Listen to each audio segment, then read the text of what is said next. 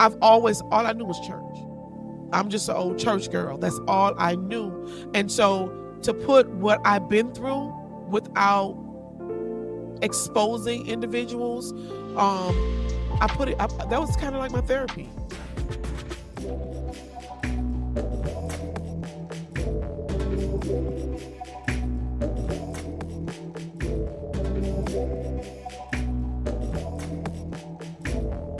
Hello, welcome to another great episode of Love Speaks. My name is Francois, along with this beautiful lady, Lakeisha. and we're so excited to have you here with us. Love Speaks is what love is. As we continue to highlight on this platform various individuals who's doing great work in the community, rather they have a nonprofit organization, rather they're entrepreneur, maybe even from the local churches. So whatever you are doing in the community, and if you're passionate about it, we would love to have you as a guest on Love Speaks. So know that this is your invitation. Go ahead, email us, notify us, whichever means you can. You can message us and let us know you'd like to be a part. You want to share your story, because we would love to hear it and also to bring it to our viewers. So let's get this episode started at Love Speak. This one I'm super duper excited about because it is about entertainment. And what happens is we have stars all around us. We have stars all around us. I am particularly interested, and I've always been interested in the arts. As a matter of fact, I'm going to give a shameless plug out there. If you can't tell by the blue, I went to Miami Northwestern Senior High School. I'm going to tell you what class I graduated in because, I still look good and young. And I was a part of the PAVAC program, Performing in Visual Arts program. In that, I was a part of the magnet program, the vocal ensemble, the concert choir, and we had the opportunity to sing with some of the greatest of the nations. We had the opportunity to perform on great platforms, and so that also opened the door for me to participate in a few plays. I've had the opportunity to be on stage and do a few little cameos here and there, but that's a part of the arts, and I love the arts. We just experienced a few Broadway productions on the cruise line. And I do love the arts as well. I'm not really, familiar beyond our entertainment in regards to Hollywood, because I myself was not in production or anything of that nature, but I do know talent when I see it, and I love the arts. I watched in our Hollywood performance, but we do, as you said, have local artistry right here in our local city that's doing a great and phenomenal job. They have productions, they have phenomenal plays. And so we want to highlight that because I think it's something good. We're not looking only to Hollywood, but we're looking right here in our local city. And we are so honored to be connected to one of South Florida's greatest, especially in the area of playwrights and play production. Would you help me welcome our good friend, Madam Sharr, Shartania Cromer? Thank you Welcome, so welcome. very, very much. I am elated to be here. This is an absolute pleasure to be here with you guys to talk about my productions. Awesome. We're so happy to have you. And we are just extremely proud of you and the things that you're doing and that you're producing. So, firstly, how long have you been doing your playwrights? And how did it start? So I started when I was in middle school. I loved it in middle school. And high school is when I really start participating in school. So that was where I was able to display my passion. Although I was an introvert during the time, before I became fully into my adulthood, it started in high school. So that's good. So you started getting your creativity while you were in middle school and high school. And so now when it came down to you actually doing your productions, what was your inspiration when it came down to actually getting started and starting your production? What was your inspiration? What's your story behind that? I actually wrote a play, my first play, and I had the storyline. And I sat on it for 2 years because of fear. Wow. I was afraid to go forth. I was a part of this group of young pastors and preachers called the Council. So I pitched it to them and I was like, guys, I wrote this play 2 years ago. What do you guys think? So they read over it and nothing became of it. They was like, oh, okay. So I took it to one of the pastor's wives. And I said, sis, could you look at this script and tell me? Because I was thinking about doing it. I wrote it 2 years ago. I was thinking about implementing it. So she read it. She said, I say go for it. She said, I love it. It's beautiful. We did a live video. And she basically was the person in my ear speaking and cheering me on. Do it, girl, do it. And so with her inspiration in my ear, I went for it and I did it. I did it without resources. I did it without funding. I just did it. And I stepped out there a whole lot of nervous, a whole lot of fear, and I did it anyway. I did it anyway. And that's something I heard you say earlier in regards to, I just kind of want to go back to that, being an introvert and still yet stepping out into this space of unknown and uncertainty, that you were able to not only come out with your first play, but now you're what, 14 plays? 14 plays in September. Later. Mark 14. Wow, 14 plays later. And so how did you go from that idea of having play one to the execution to having Madam Sharr's company that has produced now 14 plays? 14 plays. And so it started out, like I said, with that first lady, and she was like, "You gonna do a casting call?" I was like, "Sure." So I had a casting call at my church, and I started the casting call. I think it was from 9 a.m. to like 1. Nobody showed up from 9 a.m. to noon. And we're sitting there. I remember going live a couple times. I remember getting discouraged. She was like, "No, sis, you got this. You got this." So a little after noon, individuals start showing up. They start showing up. So I got my entire cast that day. And I was so excited. So I was like, oh, snap. God is with me. And so we went for it, and she was in the play as well. And we produced it out. And I said, now, where am I going to hold this play? So I got through this part. I didn't have none of the logistics together. I just was so excited to be in the casting call and get the people I need to let this be a successful production. So I started being a PK, a pastor's kid. Yes. I said, I know a lot of pastors whose church can help me facilitate this production. So I started looking around. I said, I know. So I went to someone that knows me, who always, I call her my inspiration. She's always been there for me. She's always encouraged me. So I called her. She's my daughter's godmother. And I said, Apostle, I want to do a play. And she said, okay. I said, but here's the kick. I want to do it at your church. Okay. I was like, so how much are you going to, because, doing venues is, she was like, I believe in you. And she allowed me to host it there at no cost. Wow.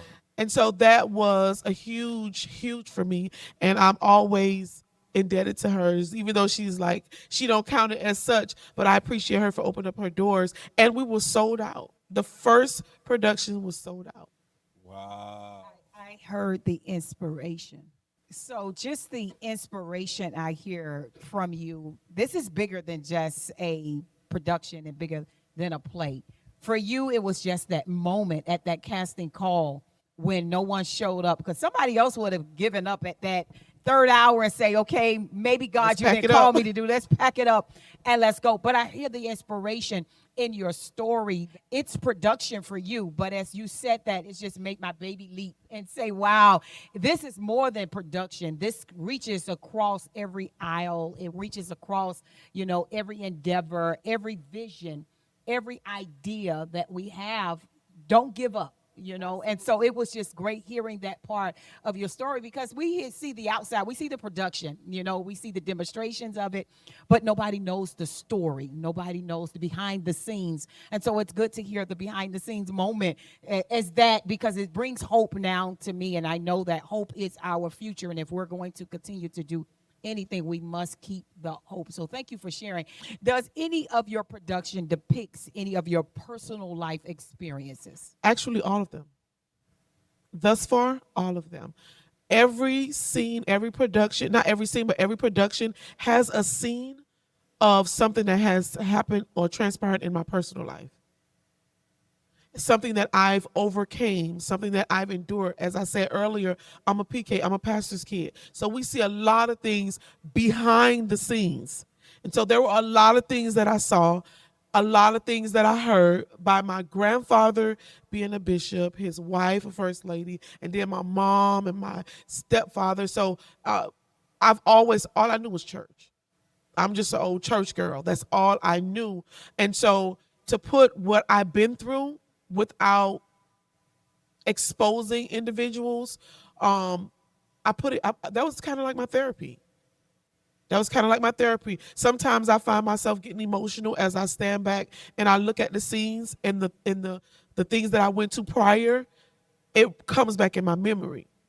And so instead of crying and weeping and using it as something to as a trigger, I use it as a moment to celebrate me overcoming the adversity, right? The resilience. It shows me like, girl, you did that with the help of God.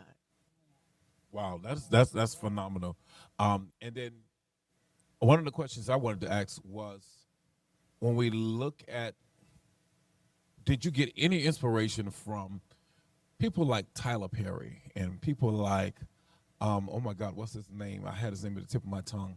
I want to say his name was Dale, who was just phenomenal playwrights and produced their things. Do you get any inspiration from them as well? No, I actually don't like when people compare me to Tyler Perry. They're like, oh my God, you're the baby Tyler Perry. No, I'm not. I've never met him. You know, I passed by his studio. I celebrate and I'm so happy Exactly. for the way that he's paved and the doors that he's opened for so many Black actors and actresses, right? Exactly. And so I'm excited as his journey. I saw his documentary, which had me in tears. Yes. But my story is different. Absolutely. Very different. I said, I will be, Madam Sharr, the first Black Christian woman to do things a bit differently in as far as entertainment, arts, culture, and the theater, live stage plays. And I said, God, I want to be something different. Because sometimes we watch and we study individuals. They start off as our mentor. Exactly. And then we mimic them because we've watched them, and the mind is something. Yes. The mind takes pictures before we even know it. It's grasping it and it's pasting it here. And now we're becoming an imposter to somebody else. But God, I need my own identity in who you've called me to be to walk into this production road. Like, And I love that you said that, because playwrights and play productions have been going on way before he hit the scene. So we celebrate him, we celebrate his level of success and what he's done. But I love the fact that you don't allow that to deter where you're actually going. You're able to celebrate him in his lane while still keeping focus and drive your lane, because your story may not is not his story. Your experiences are not his experiences. And so I commend you for doing the phenomenal job that you've done. So as you, like you said, you most of your, all of your plays have some part of your real life in it. It has some parts of your real life. And so it seems like it becomes a part of therapy for you.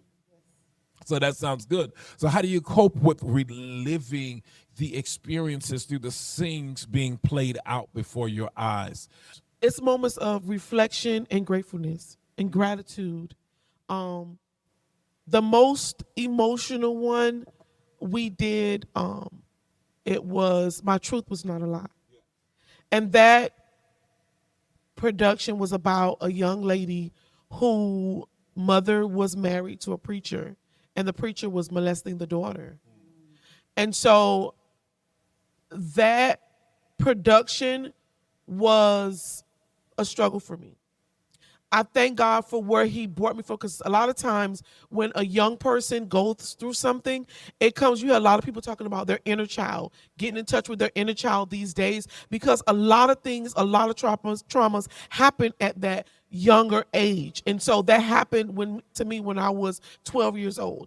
And so that was a constant reminder of, oh my God, this preacher actually. So we look at preachers as an esteemed person in the community, and so my grandparents were big on taking in individuals and helping them, whether you were related or not. My grandfather was a real community person, so I know that's where I get that from, and so I'm a real community person as well. So he brought this preacher in, and the preacher began to do some things inappropriate to me. And being afraid, because this was an esteemed preacher, I didn't want him to get in trouble, and I didn't want myself to get in trouble. And so I didn't want people to say, oh, you did something, or you looked a certain type of way. Not saying that that was going to happen as a PK, but that was in my own mind. Yeah. The door wasn't open for me to go and express. Mm-hmm. And so I had to basically deal with that on my own. My mom didn't find out until, I want to say, my early 30s. From 12 years old. Wow. And so the moment when I began, she said, why didn't you tell me? I didn't know how. Exactly. A lot of things growing up as a pastor kid, you know, these are some things you don't say. You don't be out of place. You don't be in grown folks' business, right? So you kind of like stay in the child's place. And so that was one of the hardest productions that I did. And when I made it through, I was looking, saying, God is truly a healer and a deliverer to bring you out with no residue. I'm just sitting here like, whoa, now I really see the depths of your play and understanding there's a story attached to it, a real story. A real story. This is not something made up. This is not something that you just pulled out of thin air, but these are your personal experiences. So how do you emotionally, how do you, because these are emotional experiences that you've experienced, mm-hmm. you know, throughout your own personal journey, but how do you take from these personal experiences that have impacted you, have impacted this story now you're telling through your productions? How do you employ strategies to be able to make sure that your emotions are not depicted in your professional? So there's certain, I do a self-talk. Now I'm working on regimens to help keep me grounded and keep me in a space, because these are deep things. So back to what I said with my mom, she had invited a preacher. I was a youth pastor at the time. She invited that preacher to come speak my service. So in that moment, I had to like pull myself together and have a conversation with her. I was afraid. He came, he ministered, and I was saying, God, please don't let him put his hands on me. And so afterwards, I had a conversation. I said, Mom, please do not invite him again, because these are the things that happened to me. And so I had to have a moment of transparency with her to let her know that happened to me. And so after that particular production, so many women came up to me saying, you know, this happened to me with a preacher. This happened to me with my father. This happened to me with my stepfather. And so now I have therapists who I've connected with. And this is a strategy and a resource that I provide to individuals that may have went through something. I refer them to these individuals to help them navigate through what it is, because that can open up. Everybody's not like me. Exactly. We're all different. I like that. I heard earlier, everybody's different, right? And so I have professionals there to help individuals that went through similar stories and who's not come out as I am. Exactly. So what do you, and it's glad to know that you have this in place, you have these strategies, because like you said, these are real life issues. And so what it does, it resonates and kind of puts some people, maybe even in the production, in that trauma again. So what do you say to those people who have experienced the same trauma or similar trauma, and what can you say to help someone heal from blaming themselves? Because it's always, you noted to that in your own statement, that what it wasn't what I dressed or what but we go through that self-blaming, as a result of any kind of traumatic experience. The first person we start looking at is self. I did this. How did I allow this to happen? So, what do you say to those individuals that are self blaming? I will speak to them and let them know at that time when they were a child, it's the adult who has to be the accountable adult for making adult decisions. And so it's not your fault. I'm a prime example. Although our stories may be different, but I'm an example that you can overcome. It's not eternal what you endured. And so I also offer uh, counseling sessions to my cast members. A lot of my cast members, some of the topics were triggering for them. And so I have that resource available because I know the topics that I talk about are truly traumatic topics, are sensitive topics. These are topics that are swept under the rug. These are topics that we don't talk about on a day-to-day basis. And so as we open up these different things, I need to have resources there. And a lot of times being a PK, we just want to get the oil. Yeah. Yeah. We want to cast it out. Exactly. But a conversation need to be had Yes. for true healing to take place. Yeah, you're right on it, especially for this platform. That's one of the things that we really firmly believe in. I love the fact that you just tell your story, and you also are wise enough to realize that your story can be triggering and trigger things for others, and you actually, like you said, provide counselors because often people don't mind opening a wound and they just leave it open, not understanding that that wound can be affected if we just leave it like that. So being able to provide counseling to your staff because they may themselves be triggered, and to those who actually come to participate in your show, you're creating an entire healing atmosphere and not just an entertaining show. What do you hope that your production do for those who sit in the presence of a Madam Sharr production? What do you hope comes out of that? You know, when you see, it's different than having a conversation. When you see something actually played out and it looks familiar to you and you can identify with it, I want the attendees to look at it and know that there is a way out. There is hope. You can survive because at the end of the production, at the end of the show, it is a happy ending. So although amidst your situation, amidst your trauma, amidst whatever it is you're going through, it may seem like the road is never ending. Like there's not a closure there, but closure is attainable, it's reachable. There's a process to get there, but it is attainable. So you're not in a Madam Sharr production by happenstance. It's purposeful for you to be here, and help is available for you. But I also just wanted to ask in regards to the production itself. So, what lessons? Tell us some of the lessons you've learned that you wish someone had shared with you. Everyone doesn't have your best interest at heart.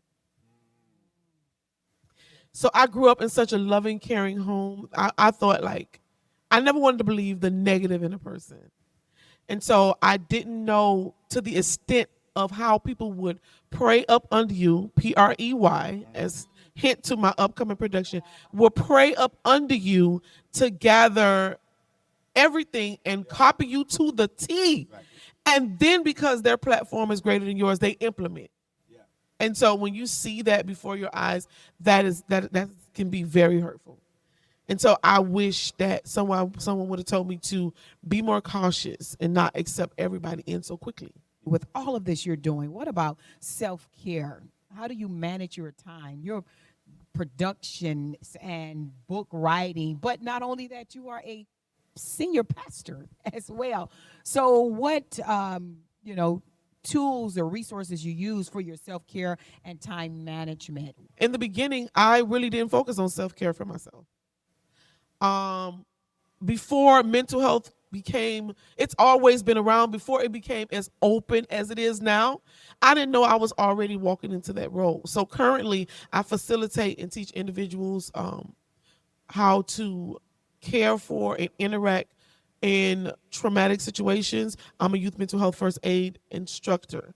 And so when I started teaching and facilitating those classes, I was a bit lost. The relationship between my son and I was very frictional. It had so much going on between he and I.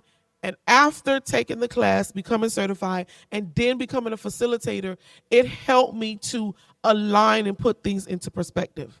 So right now, I'm currently putting in place a regimen for my self-care. Self-care is not something that you do when you feel overly tired or overly stressed or overwhelmed. It's something that you should be doing on a consistent basis. Exactly. Make sure you do that because Absolutely. you're actually doing a lot. So what scriptures keep you grounded and what keeps you focused on the now? My favorite scripture that keeps me grounded and focused, Romans 8:28. And we know that all things work together for the good of those that love God and are called according to his purpose. Phenomenal. And that's also one of my favorite scriptures as well. I have two that I go to, the Psalms 1 and that is Romans 8:28. Those are it. So now you are a phenomenal playwright and you're also an author. Tell us about this book. Tell us about this book, The Strategy, Healing, and Maintenance Playbook. I love it. Strategy, Healing, and Maintenance Playbook. What is Fearless Formation about? I want to say, not to judge anyone, I want to say about 80% of individuals struggle with fear. So I spoke in this book as a strategy of key things that helped me along the way to deal with fear. Some level of fear is good because you can use it as a propelling mechanism to help you go forward. But a lot of people look at fear as negative, and it can be as well. So fearless formation is me taking every negative thing that was mixed with fear and using it as my way to push to the next level. And so the fearless formation is the process I went to get aligned up with my purpose to go forward. And so fearless formation is the strategy of showing you how to navigate, to push through and use your fear as your propelling mechanism. And I just want to say here today on Love Speaks, thank you.